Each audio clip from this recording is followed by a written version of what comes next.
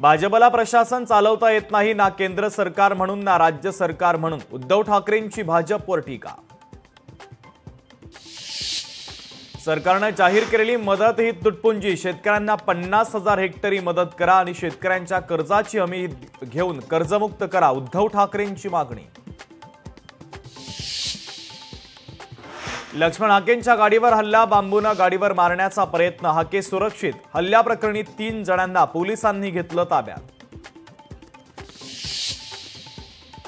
उद्या बीडमध्ये होणारा ओबीसी महामेळावा रद्द. मंत्री भुजबळांच्या उपस्थितीमध्ये होणार होता ओबीसींचा महामेळावा.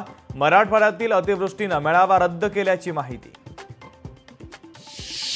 राज्यात आज आणि उद्या पावसाचा इशारा. मुंबई, ठाणे, रायगड, पालघर जिल्ह्याला ऑरेंज अलर्ट. मराठवाड्यात मुसळधार पावसाचा अंदाज, तर कोकणासह मध्य महाराष्ट्रात देखील पावसाची शक्यता. मराठवाड्यात पूरस्थिती असताना हिंगोलीमध्ये गौतमी पाटीलचा कार्यक्रम. हुल्लडबाजांचा गौतमी पाटीलच्या कार्यक्रमात गोंधळ. पूरस्थितीमध्ये राजकारण्यांकडून अशा कार्यक्रमाचं आयोजन कितपत योग्य, सवाल उपस्थित.